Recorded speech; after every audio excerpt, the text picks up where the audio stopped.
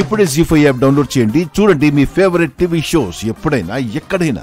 నేనిప్పుడు పోలీస్ ఇన్స్పెక్టర్గా రాలేదు, చుట్టంగా వచ్చాను.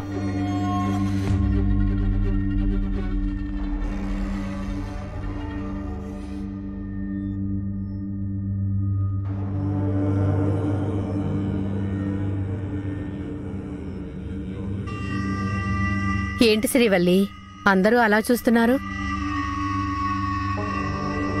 పిలవని పేరంటానికి వచ్చామనుకుంటున్నారా? అయ్యో, అలాంటిదేం లేదత్తయ్య. రండి కూర్చోండి. నువ్వు కూర్చోమ్మా, కూర్చో.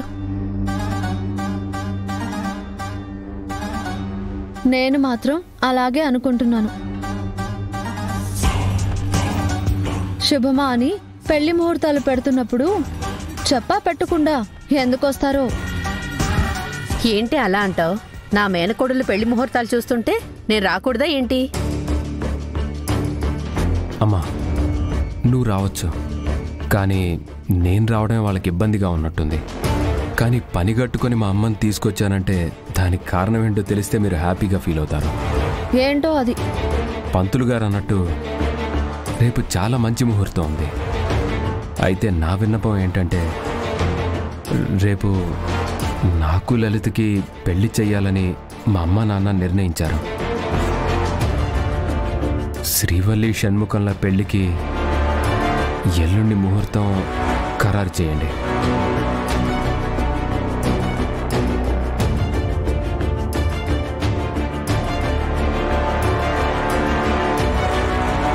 మేమెందుకు వాయిదా వేసుకోవాలి బాబు? వేసుకోవాలండి, ఎందుకంటే 2 పెళ్లిళ్ళు ఒకే రోజు పెడితే అటు ఇటు బంధువులు తిరగడానికి రావడానికి ఇబ్బందిగా ఉంటుంది కదా, అందుకని. పోయినసారి 2 పెళ్లిళ్ళు ఒకేసారి పెట్టారు. మీ మావయ్య బలవంతానికి అలా పెట్టాల్సొచ్చింది. శ్రీవల్లి పెళ్లి ఎల్లుండికి ఎందుకు వాయిదా వేయాలి? ఖచ్చితంగా చెప్తాను శివ. చిన్నప్పటి నుంచి నేను నా మరదలు శ్రీవల్లిని పెళ్లి చేసుకుందాం అనుకున్నాను. కానీ ఆ తరువాత ఆశ పడితే దానికి హద్దుండాలని, లలిత నేను పెళ్లి చేసుకొని ఇంటి పరువు కాపాడాలని నిర్ణయించుకున్నాను. కాబట్టి ముందు నా పెళ్ళైన తర్వాత అందరం కలిసి శ్రీవల్లి షణ్ముఖంల పెళ్లి చేసేద్దాం. ఏమంటారు?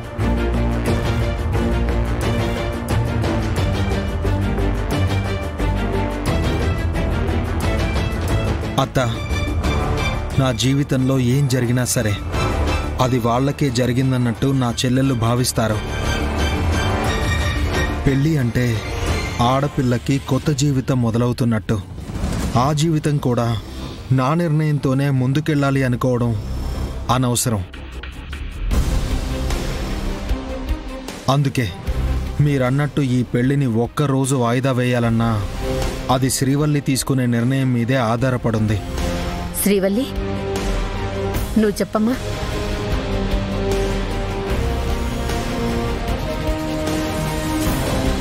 అన్నయ్య, దేవా బావ తిరుపతత్త ఇక్కడికొచ్చి మనస్పర్ధలన్నీ తొలగిపోవాలని ప్రయత్నిస్తున్నారు. మనం కూడా కాదనకూడదు కదా. ఎల్లుండి ముహూర్తానికే పెళ్లి ఖాయం చేసుకుందాం.